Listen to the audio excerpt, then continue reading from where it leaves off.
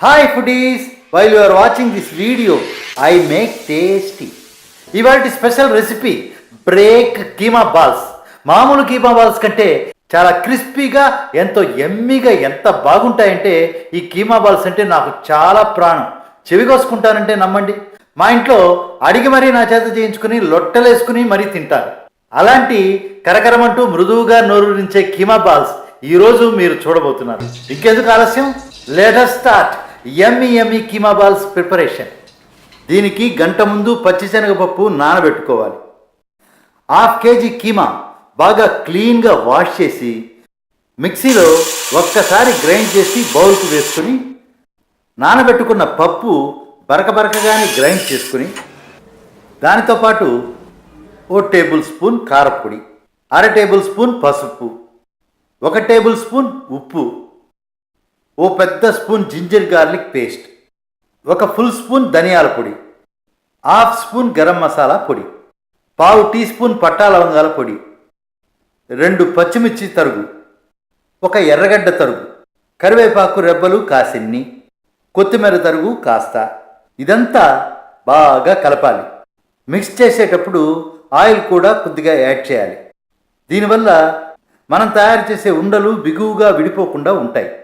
ఇక 10 నిమిషాల పాటు అలా మూతేసి ఉంచి తర్వాత మరీ చిన్నవి కాకుండా అలాగని మరీ పెద్దవి కాకుండా మీడియం సైజులో ఉండే ఉండలు చేసి పెద్ద పళ్ళెంలో పేర్చుకోవాలి.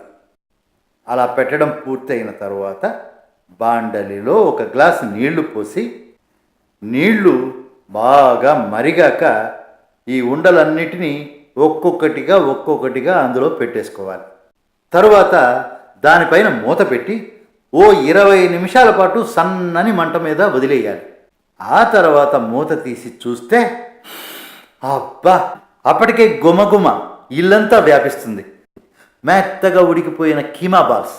కొద్దిపాటి నీరుంటే అది పూర్తిగా డ్రై అయిపోయే వరకు అలా ఇలా వేపి నీరు పూర్తిగా డ్రై అయిపోయాక ఇక బాండిల్లో నూనె పోసి కాసేపు పెద్ద మంట ఉంచి చిన్న మంటగా మార్చుకొని ఈ కీమా బాల్స్ అన్నీ అందులో వేసి సన్న మంట మీద దూరగా వేపాలి.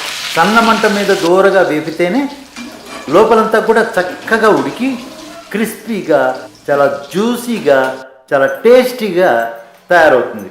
ఇక దానిపైన అక్కడక్కడ పెప్పర్ పౌడర్ చల్లి అన్నిటికీ అప్లై అయ్యేటట్లుగా కలియ తిప్పాలి. ఇక అంతే, యమ్మీ క్రిస్పీ కీమా బాల్స్ రెడీ. మీకు ఈ వీడియో నచ్చినట్లయితే లైక్ చేయండి, షేర్ చేయండి, సబ్స్క్రైబ్ చేయడం మాత్రం మర్చిపోకండి. బెల్ ఐకాన్ ప్రెస్ చేస్తే మేము చేసే కొత్త వంటకాల నోటిఫికేషన్ మీకు వచ్చేస్తుంది.